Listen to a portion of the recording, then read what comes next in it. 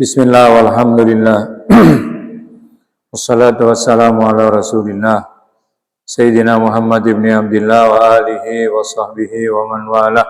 Subhanaka la ilma lana illa ma 'allamtana innaka antal alimul hakim. Rabbana iftah bainana wa baina qaumina bil haqqi wa anta khairul fatihin. Bapak Ibu rahimakumullah, saya ingin melanjutkan pembahasan kita berkaitan dengan sedekah.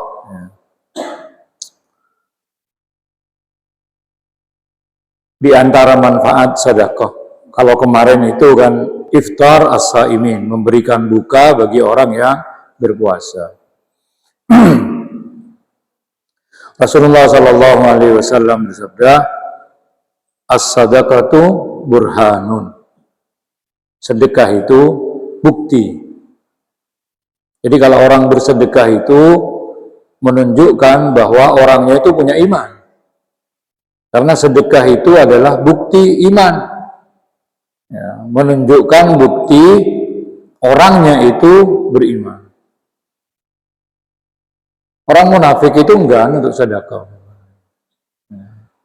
Di orang yang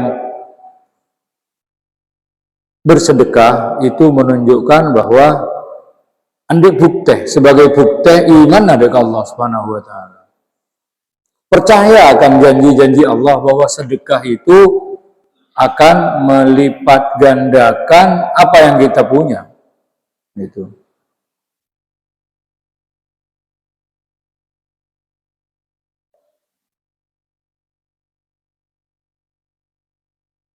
Allah Subhanahu wa taala berfirman, innal musaddiqina wal musaddiqat. Sesungguhnya orang-orang yang bersedekah, baik laki maupun perempuan, ya. Wa aqradullaha qardan hasana, dan orang-orang yang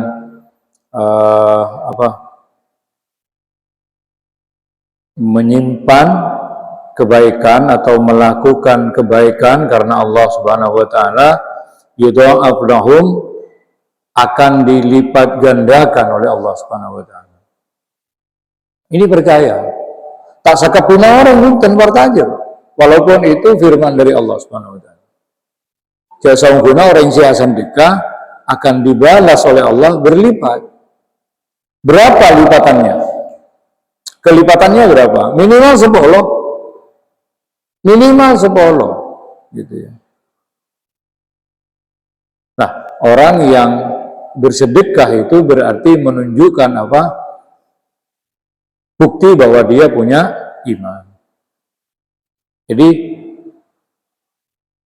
Allah Subhanahu wa taala akan memberikan balasan, menyiapkan bagi orang-orang yang bersedekah itu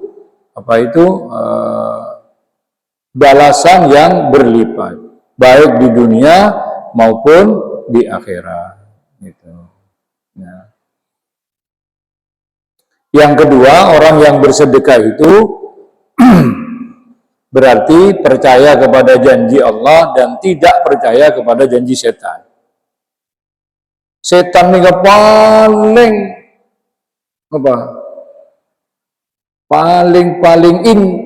paling anti menurut orang yang sedekah. Kita ini selalu dibisikkan oleh setan, dibisiki oleh setan itu, oleh setan itu tentang apa? Kefakiran. Inna syaitana ya'idukumul faqra wa ya'murukum bil fahsya.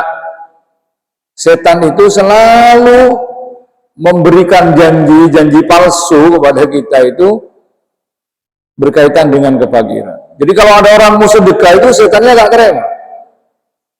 Lah, dia sedekah bahan kenga, bahan anak-anak bahan butuh biaya banyak, apa cek kembang apa beri goreng. Gitu. Kalau terpaksa kita mau mengeluarkannya itu, setannya membisiki lagi, banyak. Berapa banyak dari kita itu yang mau sedekah ke orang ini? Kita niat mau sedekah 100.000, pas Allah berarti saya kata ibu. Singgung bersera, setan. Melalui siapa? Melalui banyak kemungkinan. Boleh jadi melalui istri kita. Begitu kita mau sedekah, istrinya tahu. Anak apa, Mas?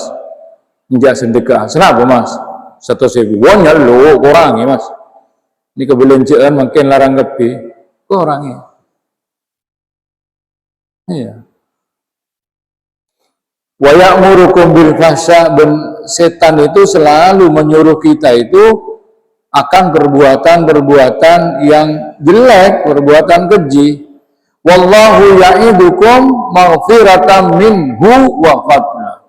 Allah Subhanahu wa taala menjanjikan ampunan. Mana yang akan kita percaya? Janji setan? Ya, apa firman Allah? Apa janji Allah Subhanahu wa taala? Allah menjanjikan kepada kita, menyiapkan kita orang-orang yang mau mengikuti perintah Allah Subhanahu wa taala itu maghfiratan minhu, ampunan dari Allah, wa fadla, dan anugerah dari Allah Subhanahu wa taala, paparing dari Allah Subhanahu wa taala, yang boleh jadi tidak diketahui oleh kita. Tidak diketahui oleh kita. Yang ketiga, manfaat dari sedekah itu, orang yang bersedekah itu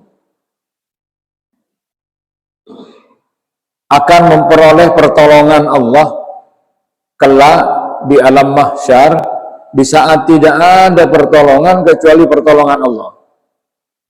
Bapak dan Ibu, sudah sering sampai kepada kita bahwa kelak di alam mahsyar ini manusia semuanya kumpul. Manusia seterusnya kumpul dari sejak Nabi Adam sampai manusia terakhir. Matahari itu sangat dekat dengan kita. Orang-orang yang ada di situ itu kepanasan luar biasa. Ada ong-ong gitu. Rasulullah bersabda, sab'atun yudhilluhumullahu fi dhilli arsyihi yaumal qiyamah. Ada 7 golongan yang akan mendapatkan naungan Allah pada hari di saat itu tidak ada naungan. Artinya bukan diberi naungan oleh Allah Subhanahu wa taala. Siapa yang 7 itu? Satu di antara yang 7. Karena ini bab sedekah ini, jadi saya langsung satu di antara yang 7 itu, wa rajulun tasaddaqa bi sadaqatin fa akhfaha. Orang yang bersedekah dan menyembunyikan sedekahnya itu, sampai diibaratkan tangan kirinya itu tidak tahu apa yang dikeluarkan oleh tangan kanannya. Karena coba orang yang sedekah ini kan banyak, Pak. Boleh jadi lalu timbul ria, terus ya lama orang, kan gitu. Kalau sudah dipublish itu bisa saja itu nanti terjerumus ke ria, ya. Atau sum'ah, terus ke orang, kan gitu ya. Atau dari gangguan sekitar yang saya sebutkan tadi, sekitar itu banyak. Gitu. Orang yang bersedekah, ya, orang yang bersedekah dan dia menyembunyikan sedekahnya, ibaratnya tangan kajerah, tangan kirinya itu tidak tahu apa yang dikeluarkan oleh tangan kanannya, maka kelak di akhirat orang itu akan mendapatkan naungan dari Allah Subhanahu wa taala. Jadi ada 7 golongan, salah satunya itu adalah orang yang gemar bersedekah itu. Berikutnya, sedekah itu ya akan menjadi wikayah, pelindung, penyelamat bagi kita dari siksa api neraka. Dalam sebuah hadis disebutkan, ma minkum min ahadin illa sayukallimuhullah laisa bainahu wa bainahu turjumanun. Setiap kalian kelak di hari akhirat itu akan berkomunikasi dengan Allah yang tidak ada perantara, tak ada penterjemahnya. Artinya ada komunikasi langsung.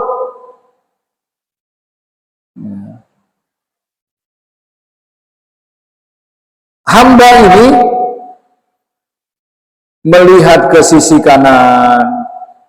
Jadi setelah ada apa? Pernyataan dari Allah Subhanahu wa taala, ada ungkapan kata dari Allah Subhanahu wa taala, orang ini keposang gimeng atau oleh ke kanan, dia tidak melihat apa-apa kecuali amal seikalaku. Gitu. Dan dia melihat ke kiri juga, dia tidak mendapatkan siapa-siapa, tidak menjumpai siapa-siapa kecuali apa yang telah dilakukannya, amal-amal yang sudah dikerjakannya.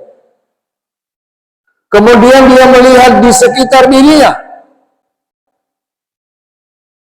orang ini ketak mangkiin apa kecuali neraka,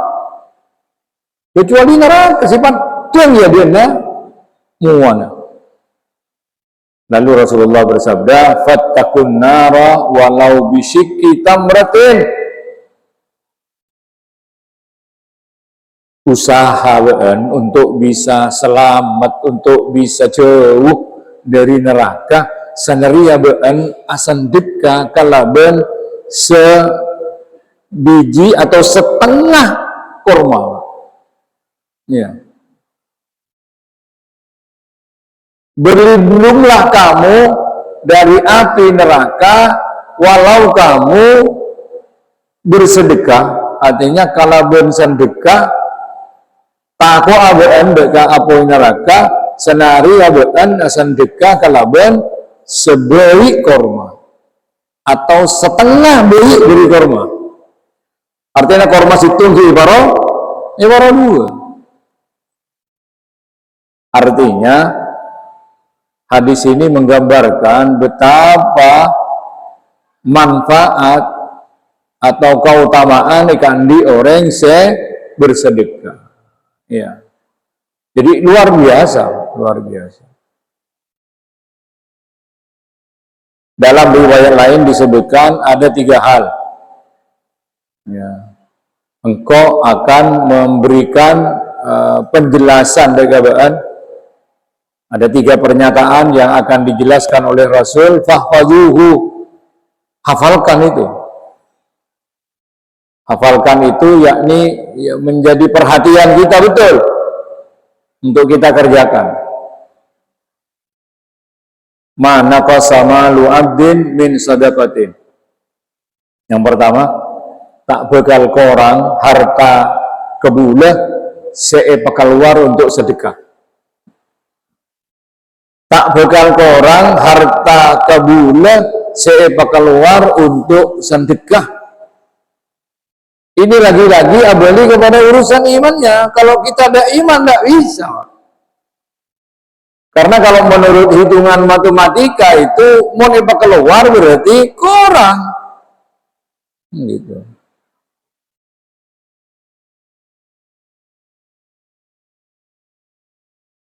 Jadi sekali lagi yang bicara ini adalah imannya. Karena penilaian kita terhadap harta itu harus benar. Harta yang kita makan itu habis. Ya. Harta yang kita makan habis. Kita punya harta, ika beli ajem mai guring, gitu. Harta yang kita makan habis. Harta yang kita pakai rusak.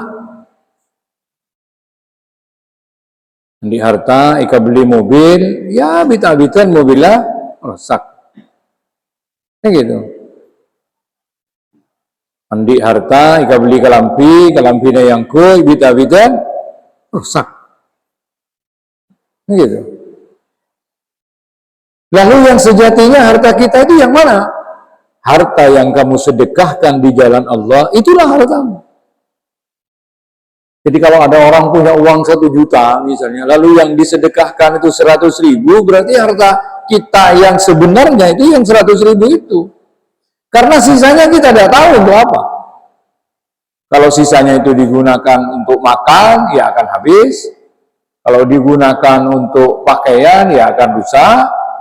Kalau dibiarkan nanti mati, jadi haknya ahli waris, bukan punya kita. Berarti harta kita tinggal berapa? Ya 100 itu.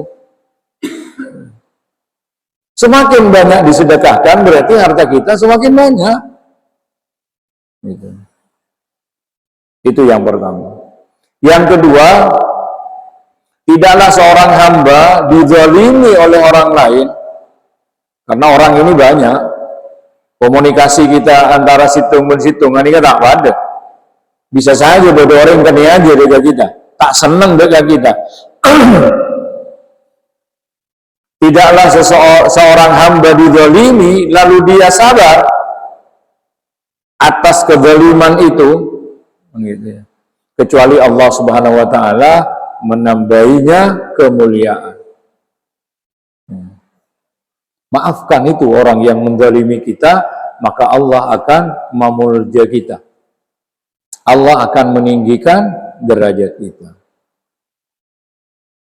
Ini berat karena kita ini punya apa? Andi nafsu, tak terima dengan kita kan ini aja, kan gitu. Dan tidaklah seseorang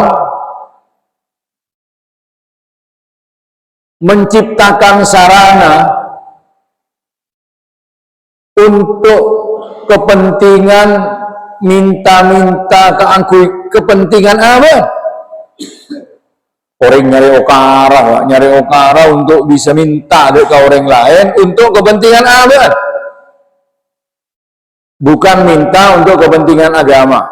Takmir masjid ini minta bantuan untuk kepentingan membagus masjid, bukan itu. Ya. Jadi ada orang nyari cara minta untuk kepentingan apaan. Kalau itu dilakukan, maka Allah Subhanahu wa taala bakal memberi peluang pintu-pintu kefakiran. Orang ini kan buka lapang rasa kurang. Bapak dan Ibu yang saya hormati, tidak sedikit dalam kehidupan kita nih orang araja yang seronah dan syukur. Kenapa? Karena yang ada di depan matanya itu adalah kekurangan, kefakiran. Itu dong kadang si rajin apa seronah. Mau ditanya akibat orang, ini ke seronah sih pak ada, benih syukur. Seyogianya kita itu bersyukur. Karena yang lebih minus dari kita itu banyak. Maka orang ini kan mentera melihat, memandang bahwa orang status sosialnya bebannya kita. Bebannya kita, Pak. Cok ngabus ke tas, Pak. Mau ngabus ke tas kita nih, kita tak pernah syukur. Karena kita nih kan merasa apa? Merasa kurang. Gitu. Kita dalam kondisi seperti ini syukuri, karena yang di bawah kondisi kita, sebebodohnya kita yang lebih minus dari kita banyak. Kalau kita misalnya makan sehari hanya ketemu dengan telur 1, syukuri. Karena banyak orang nalaikan ngakan, mak boleh telur tempe begitu ada. Begitu. Malah bikin kula dan panjenengan makan sehari-hari cuma tempe saja, syukur Pak. Karena kula dan panjenengan bisa ngakan telokan. Sementara orang segunakan sekalian ini banyak. Begitu terus Pak. Kalau kita hanya bisa sehari makan sekali, bersyukur Pak. Karena beda orang 2 hari sekalian, mungkin guru tepangkiban sekali makan, dan begitu seterusnya. Cek raja yang serono.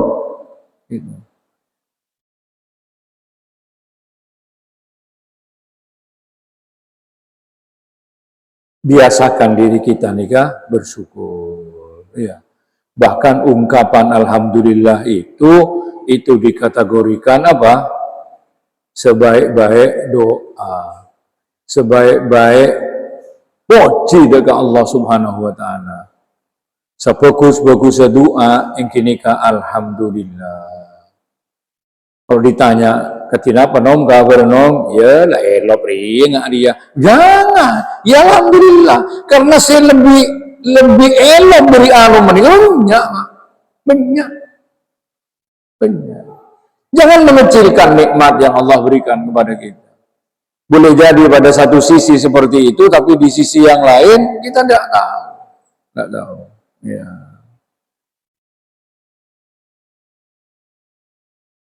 Berikutnya, fadilah dari sedekah itu bahwa di surga itu ada pintu yang hanya dimasuki oleh orang-orang ahli sedekah. Kalau puasa itu namanya babur rayyan. Orang yang siap puasa nikah masuk surga melalui labang ar-rayyan. Begitu juga orang si ahli sedekah. Dia bisa masuk surga juga dari pintu sedekah. Bisa milih, gitu. Bisa milih.